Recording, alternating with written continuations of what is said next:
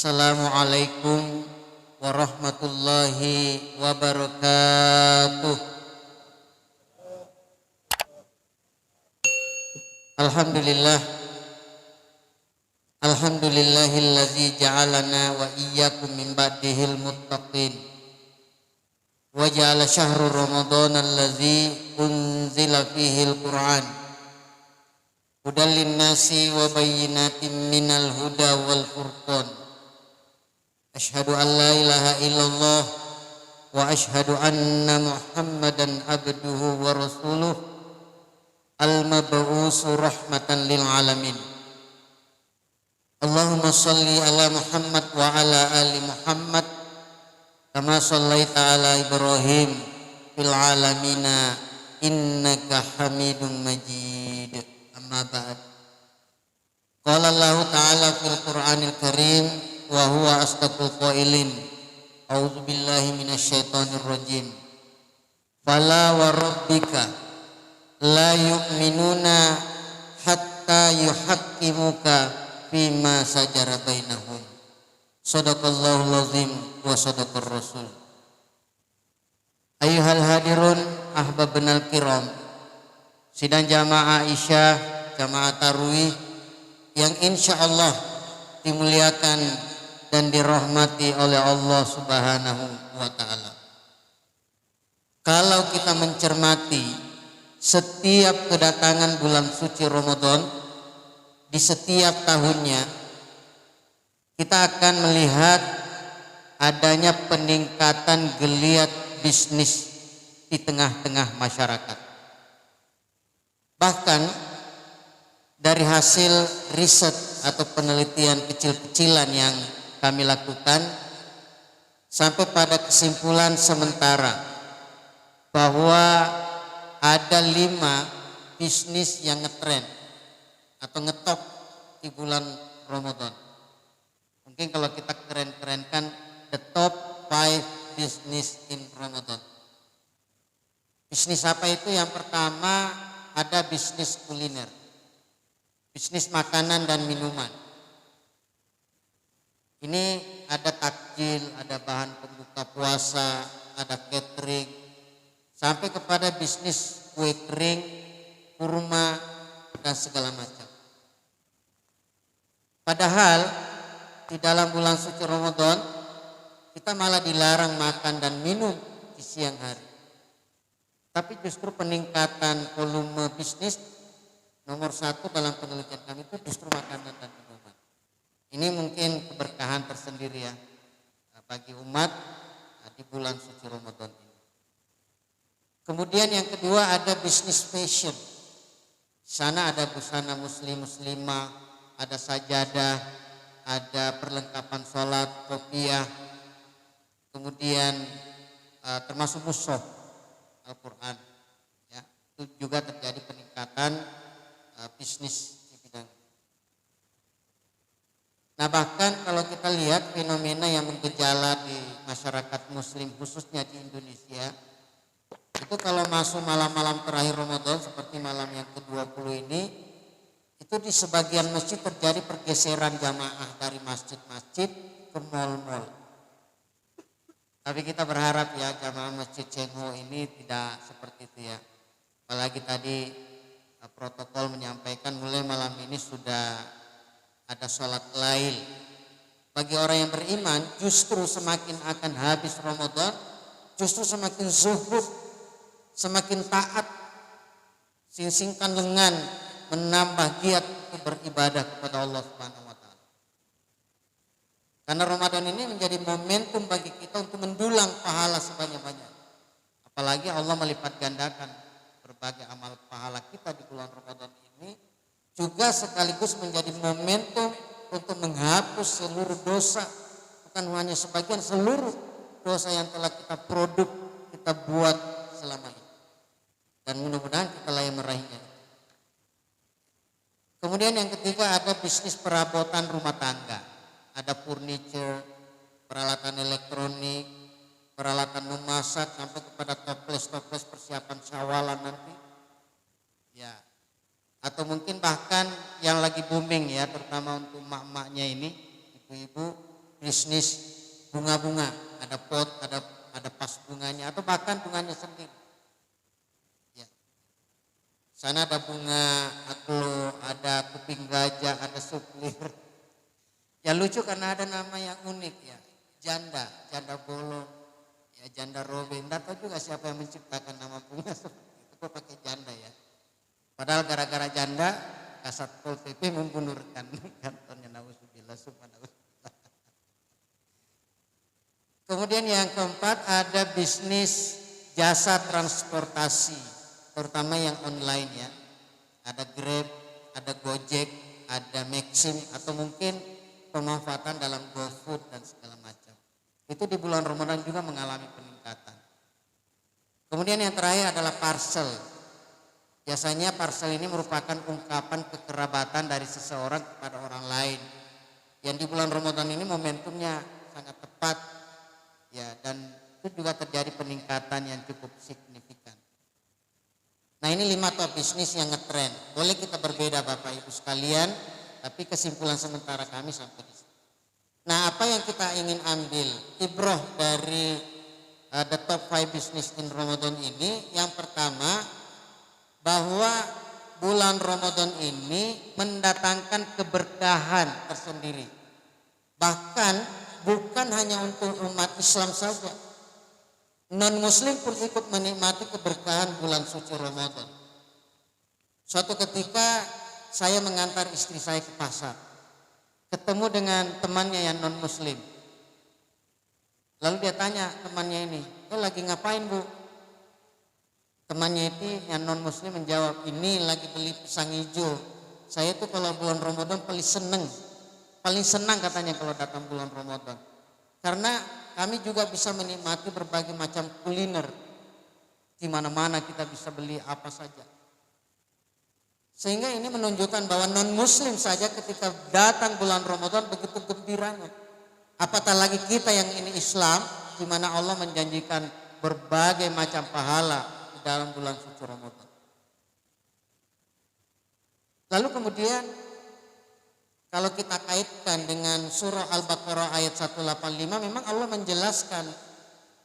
Di sana Allah kemudian berfirman, Syahrul Ramadan allazi unzila fil Qur'an hudan linnasi wa bayyinatin minal huda wal furqan. Bulan Ramadan itu adalah bulan di mana di dalamnya diturunkan Al-Quran. Untuk apa Allah turunkan Al-Quran? Hudan linnas, petunjuk bagi manusia. Allah tidak mengkhususkan Al-Quran ini untuk umat Islam saja. Seandainya khusus untuk umat Islam, maka Allah mengatakan hudan lil muslimin. Tapi ini Allah menegaskan hudan linnas, petunjuk bagi manusia. Sehingga kalau ada orang non muslim dengan kejujurannya, dengan keadilannya, dengan keintelektualannya mempelajari Al-Quran, maka insya Allah dirinya akan terbimbing oleh Allah Subhanahu wa Ta'ala untuk menemukan hidayah. Contoh misalkan seorang ibunda Irene Handono, siapa yang tidak kenal? Ya, mubaligo yang saat ini cukup terkenal ya. Dulu terkenal sebagai seorang biarawati yang sangat cerdas. Saking cerdasnya, gereja mengutusnya ke Amerika Serikat untuk menuntut ilmu. Di Amerika kemudian dia memilih jurusan teologi, ilmu tentang Tuhan. Sampai ya pada kajian perbandingan Tuhan menurut konsepsi Islam dan menurut konsepsi Nasrani atau gereja. Kemudian dia membaca surah Al-Ikhlas, membedah surah Al-Ikhlas. Qul huwallahu ahad. Katakanlah dialah Allah Tuhan yang esa. Lam yalid wa lam yulad, tidak beranak dan tidak diperanakkan. Lalu kemudian dia bandingkan dengan konsepsi Tuhan dalam agamanya dengan konsep Trinitas, 3 Tuhan. Tuhan Allah atau Tuhan Bapa, Tuhan Ibu, Tuhan Anak. Tapi dia lebih condong membenarkan konsepsi Tuhan menurut Islam. Sehingga di kelas sering dia debat dosennya, mengapa Tuhan kita harus 3? Kenapa seperti manusia? Ada ibunya, ada bapaknya, ada anaknya. Bukankah Tuhan itu berbeda dengan makhluknya? Akhirnya dari situlah kemudian dirinya terbimbing dan mendapat hidayah masuk Islam. Sekarang menjadi mubaligh. Atau Ramadan ini mendatangkan keberkahan bukan hanya pada orang Islam saja. Kita kenal ketua Perhimpunan Islam Tionghoa Indonesia Pusat. Namanya Denny Sanusi. Ya. Koh Denny, dipanggil Koh Denny ya, Denny Sanusi.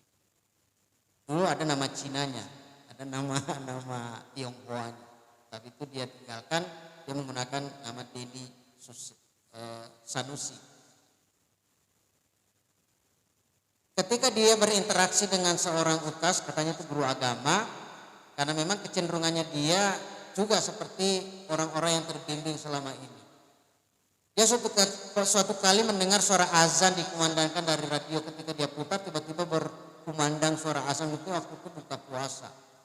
Serentak dia termangu, lalu kemudian tiba-tiba pingsan. Lalu bangun dari pingsannya, kenapa ini bisa terjadi? Bertanyalah ya kepada ustaz. Ustaz itu mengatakan jangan-jangan Bapak mendapat bimbingan untuk masuk ke Islam, tapi kami tidak bisa memaksakan. Coba mungkin nanti malam ke-27 Ramadan Bapak jangan tidur. Biasanya kalau malam 27 Ramadan itu turun Lailatul Qadar. Bapak jangan tidur. Silakan bertafakur, berdoa kepada Tuhan, jangan kepada Allah. Ya, karena Allah itu Tuhan gereja. Jangan juga kepada Allah karena Anda belum muslim. Tuhan sajalah, berdoa kepada Tuhan, minta petunjuk. Hanya pada malam ke-27 Ramadan itu dia di rumahnya di lantai 2 sendiri merenung, bertafakur, mungkin dalam bayangan kita itu berzikir ya. Tiba-tiba katanya dia tidak tidur, sadar dia, tiba-tiba ada yang menggenggam tangan kanannya. Lalu mengajak dia turun ke lantai 1 di tempat kerang air, lalu mengajar dia berwudu dia dengan sempurna, bahkan katanya di palato begini ya. Mungkin dia bilang, mungkin dosa-dosa saya itu dikeluarkan oleh malaikat lah siapa. Baru setelah itu dituntun lagi naik ke lantai 2 untuk menunaikan sholat 2 rakaat.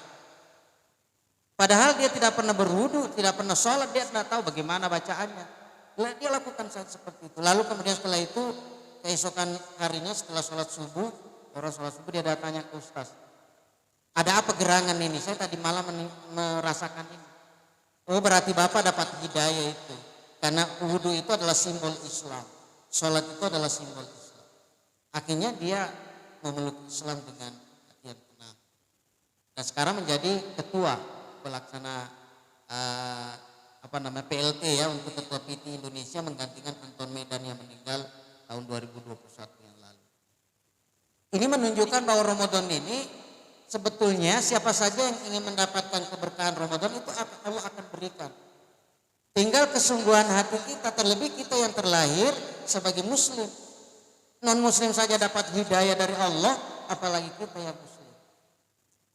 Oleh karena itu bagi orang yang beriman menghadapi bulan Ramadan ini dengan geliat bisnis sebegitu banyak, maka orang beriman ini tidak akan menenggelamkan dirinya dalam perkara bisnis yang bertentangan dengan syariah.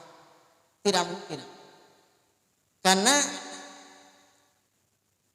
membangun ekonomi sesuai dengan syariat Allah Subhanahu wa taala ini sebenarnya merupakan konsekuensi daripada keimanan. Keimanan itulah kemudian menuntun dirinya untuk melakukan perkara-perkara yang sesuai dengan syariat, termasuk perkara bisnis. Mulai dari aspek permodalan, barang dan jasa yang ditransaksikan, termasuk pemeliharaan harta hasil dari pendapatan atau laba dari aktivitas bisnis yang dijalaninya. Bagi orang yang beriman, dia tidak akan berani untuk menentang syariat Allah dalam mencari nafkah. Karena ini konsekuensi keimanan. Nah, bila mana kita menyimpang dari syariat Allah, Allah katakan la yu'minuna, tidak beriman. Sebagaimana firman Allah di dalam surah An-Nisa ayat 65, yang kita kutip dalam muqaddimah khutbah tadi, Allah kemudian berfirman, "Fala wa rabbika," maka demi Tuhan kalian. Coba kita lihat ayat ini, Allah buka dengan bersaksi, bersumpah kepada dirinya sendiri. Berbeda dengan ayat yang lain ya, biasanya Allah membuka ayat itu dengan bersumpah kepada ciptaannya. Waduha, demi waktu duha, walaili, demi waktu malam, wassamai, demi langit. Tapi ayat ini Allah justru buka dengan bersumpah kepada dirinya sendiri. Seakan-akan Allah ingin menegaskan kepada kita bahwa kandungan ayat ini sangatlah penting bagi orang yang ingin meneguhkan keimanannya dalam kehidupan, dalam seluruh perkara-perkara yang dijalani dalam kehidupan ini. Karena di lanjutan ayat ini kemudian Allah berfirman, la yu'minuna, tidaklah beriman mereka, hatta sampai kemudian yuhaqqimuka fima sajara bainahum, sampai kemudian mereka menjadikan Muhammad termasuk syariat yang dibawanya sebagai dasar, sebagai pedoman, sebagai penyelesai dari setiap persoalan yang dihadapi. Jadi bagi orang yang beriman ketika berjumpa, bertemu dengan masalah dalam kehidupannya, termasuk di dalam perkara bisnis, lalu kemudian dia kembali kepada syariat Allah Subhanahu wa taala, inilah yang orang yang disebut dengan beriman. Dia tidak akan kembali kepada hukum-hukum yang lain yang justru bertentangan dengan syariat Allah. Ketika misalkan meminta hujan berhenti, memanggil dukun, itu kan tidak sesuai dengan syariat. Ya, ketika dia meminta rezeki datang ke atas puncak gunung membawa sesajen, itu bukan perkara Islami, itu justru bertentangan dengan syariat Allah. Sehingga orang yang beriman dalam aktivitas bisnisnya ini, dia senantiasa menyelaraskan, menyesuaikan dengan syariat Allah Subhanahu wa taala. Dari aspek permodalan misalkan, tentu bagi orang yang beriman, dia tidak akan berani mencampurkan modalnya dengan perkara ribawi. Karena sudah jelas hukumnya. Al-Baqarah 275 Allah berfirman dalam kutipan atau potongan ayatnya, wa ahallallahu al-bai'a wa harramar riba. Allah telah menghalalkan jual beli, tapi ingat, riba itu haram. Makanya Imam Malik dalam satu kesempatan mengajarkan kepada kita, man la yata'allam ahkamul bai'a wa qad akala riba. Barang siapa yang tidak mempelajari hukum jual beli, maka dirinya dikhawatirkan memakan harta riba. Maka karena konsekuensi keimanan, maka tugas kita adalah mempelajari hukum jual beli dari aktivitas bisnis yang kita jalankan. Ini sesuai atau tidak? Ini boleh atau tidak? Ini halal atau tidak? Keimanan itulah menuntun diri kita untuk melakukan itu. Apalagi Bapak Ibu sekalian, Allah telah mengajarkan begitu rupa dengan datangnya bulan Ramadan ini. Jangankan yang haram, yang halal saja Allah minta ditinggalkan di siang hari. Makanan tersaji di atas meja halal, tapi Allah bilang jangan. Minuman yang tersaji berwarna-warni halal, tapi Allah katakan jangan. Allah ingin mengajarkan kepada kita, yang halal saja saya larang, apalagi yang haram. Sehingga ketika kita lulus dengan ini, maka jangankan yang halal, yang haram pun, jangankan yang haram, yang halal pun ketika Allah melarang kita bisa tinggalkan. Jadi sangat tidak masuk akal kalau ada orang yang mengaku dirinya muslim, lalu belum mengakui kebenaran Islam dan syariatnya. Ada enggak orang seperti itu? Ada seorang liberalis sejati ya di Indonesia ini mengatakan, saya muslim, tapi saya tidak percaya dengan syariat. Pantas saja dikeroyok di depan kantor. Kalau orang beriman katanya dikasih ujian, dikasih musibah oleh Allah, itu ujian. Bagi orang beriman kalau dikasih ujian, dikasih cobaan atau musibah, itu ujian bagi orang yang beriman. Kalau imannya setengah-setengah, kadang sholat, kadang nyolong, kadang sholat, kadang miras. Nah, kalau dapat musibah, itu teguran dari Allah Subhanahu wa taala agar dia jangan menyentuh yang haram-haram. Tapi kalau orang pendosa, diberi musibah oleh Allah Subhanahu wa taala itu bukan lagi teguran, bukan ujian, tapi itu persekot. DP, DP dari hukuman, uang muka. Hukuman awalan ya, hukuman awalan. Kalau dia tidak bertobat, maka insya Allah di hari kemudian justru hukumannya lebih berat dari itu. Ya. Nah itu ada. Tapi seandainya orang seperti ini hidup di zaman kenabian Rasulullah SAW, itu sudah dipenggal lehernya oleh Umar bin Khattab. Karena ayat yang kita bacakan tadi itu sebenarnya asbabun nusulnya berasal dari kisah sahabat Nabi. Ada 2 sahabat Nabi yang bersengketa. Lalu kemudian keduanya mendatangi Rasulullah SAW meminta pendapat. Kira-kira bagaimana keputusannya ini ya Rasul? Rasul minta diceritakan apa kronologis sehingga kalian bersengketa. Diceritakanlah. Sampai kemudian Nabi menetapkan, memberikan keputusan. 2 di antara sahabat ini, satu menerima, satu tidak menerima. Yang tidak menerima ini lalu kemudian tidak puas dengan keputusan Nabi. Lalu mengajak dirinya berdua untuk menghadap Umar bin Khattab. Datanglah mereka ke hadapan Umar bin Khattab. Sama tadi, Umar juga meminta diceritakan kronologisnya, diceritakan. Tapi kemudian orang yang beriman ini yang menerima keputusan Nabi mengatakan, sebetulnya sebelum kami ke sini Umar, kami sudah menghadap kepada Rasul. Dan Rasul sudah memberikan keputusan, saya terima. Tapi teman saya ini tidak terima. Kurang lebih ngomong daripada Umar itu, oh begitu. Begitu ya Rasul, begitu ya Umar. Lalu Umar mengatakan, makanaka. Mungkin dalam artian bebasnya, duduklah dulu di sini, saya masuk ke dalam rumah. Biasanya kalau tuan rumah masuk ke dalam rumah karena ada tamunya, mengambil apa? Bapak Ibu sekalian. Mengambil makanan atau minuman. Tapi tahu tidak apa yang diambil oleh Umar? Bukan makanan, bukan juga minuman. Tapi yang dia ambil adalah pedang. Lalu dia hulus pedang di muka 2 orang ini, lalu kemudian langsung dia tebas leher orang yang tidak menerima keputusan Nabi. Ya tahulah karakter Umar seperti apa ya, jangankan manusia, setan pun takut. Jadi kalau Umar mau datang ke sebuah wilayah itu setan pada lari tunggang langgang. Sehingga suatu ketika Umar mau hijrah ke Madinah, karena ini perkara hijrah melibatkan semua sahabat Nabi.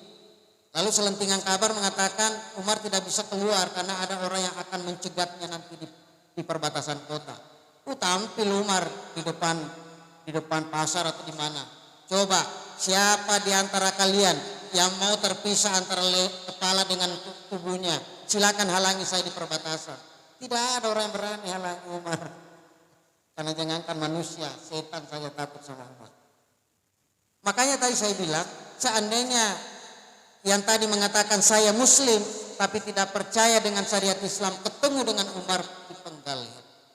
Bagaimana mungkin dirinya seorang muslim mengaku Nabi adalah utusan Allah, lalu kemudian dia mengingkari syariat Allah Subhanahu wa taala.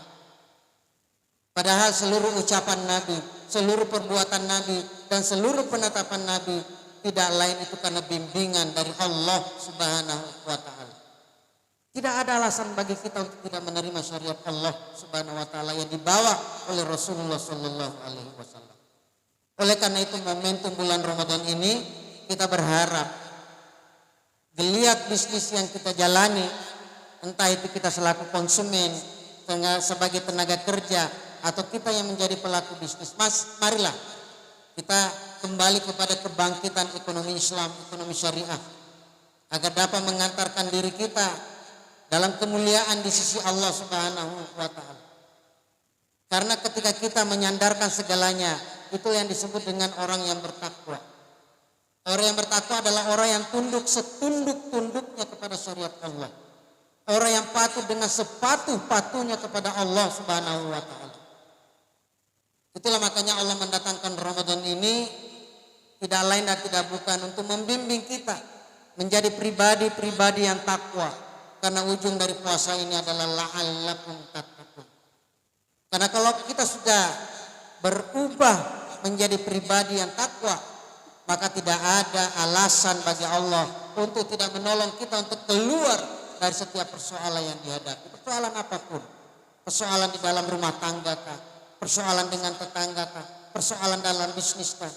Tidak ada alasan Allah untuk tidak menolong. Sebagaimana firman Allah di dalam surah At-Talaq sebagai ayat yang terakhir kita kutip. Ayat 2 dan 3 Allah berfirman, "Wa may yattaqillah," barang siapa yang bertakwa kepada Allah Subhanahu wa taala, yaj'al lahu makhraja, maka Allah akan membantunya keluar dari setiap persoalan yang dihadapi. Jadi tidak perlu takut, tidak perlu risau dengan perkara-perkara himpitan ekonomi. Karena ada juga Bapak Ibu sekalian dengan alasan ekonomi lalu kemudian menghalalkan segala macam cara. Koruptor, pencuri, perampok, termasuk PSK, pekerja seks komersial. Kalau ditanya, Mbak, kenapa bisa Mbak terjebak dalam bisnis hitam seperti ini? Anu Mas, tekanan ekonomi, keluarga saya keluarga tidak mampu dan saya tidak bisa bekerja. Alasan mati itu. Ya, bagi orang yang beriman dia tidak akan menghalalkan segala cara untuk mencari nafkah. Karena nafkah yang diperoleh itu akan masuk ke dalam tubuh, dimakan oleh anak istri, dimakan oleh suami, dimakan oleh cucu dan segala macam. Tetapi orang yang tidak beriman dia akan menghalalkan segala macam cara. Dan ini alasan-alasan mati, alasan klasik. Lalu kita ketemu dengan alam kapitalisme yang membeli gelaran yang mulia kepada pekerja seks komersial. Pekerja, seakan-akan ini adalah pekerjaan. Padahal ini kemaksiatan. Nauzubillah subhanahu wa ta'ala. Dilokalisasi lagi Bapak Ibu sekalian. Kalau kita jalan-jalan di Jalan Nusantara, apalagi kalau tengah malam ya, biasanya di emperan toko atau di pinggir jalan, pakaian tidak cukup, ada orang berpakaian tidak cukup, pakaian minim, yang melambai-lambai kata, singgah mas. Nah, ini bukan pengalaman Bapak Ibu ya, bukan pengalaman. Ini cerita orang katanya begitu ya. Ini dilokalisasi Bapak Ibu sekalian. Berarti kita melakukan pembiaran terhadap orang yang bermaksiat dalam mencari nafkah. Ini kekeliruan besar buat kita. Seharusnya dilarang, diberikan pembinaan. Jangan lakukan ini, jangan lakuin ini haram. Nanti siksaan Allah sangatlah pedih. Mudah-mudahan dengan momentum Ramadan ini semakin menyadarkan kita untuk menyandarkan segala sesuatunya kepada syariat Allah Subhanahu wa taala, agar kita yang terpilih menjadi pribadi-pribadi yang bertakwa. Kita yang akan menemukan kemuliaan-kemuliaan hidup. Karena bagi Allah tidak ada alasan bagi kita untuk tidak menolongnya. Bahkan kata Allah, wa yarzuqu min haitsu la yahtasib. Allah akan memberikan rezeki dari arah yang tidak disangka-sangkanya. Mudah-mudahan kita betul-betul menjadi bagian dari orang-orang yang bertakwa. Lalu kita pelihara ketakwaan itu sampai kemudian Ramadan berikutnya datang. Bahkan sampai ajal menjemput kita. Amin ya rabbal alamin. Saya kira ini yang sempat kami sampaikan pada kesempatan malam hari ini. Bunga mawar, bunga melati, kalau ada kata yang kasar jangan simpan di dalam hati. Wabillahi taufiq wal hidayah. Wassalamualaikum warahmatullahi wabarakatuh. Persembahkan oleh Yayasan Haji Muhammad Cengho Sulsel dan Takmir Masjid Muhammad Cengho Goa.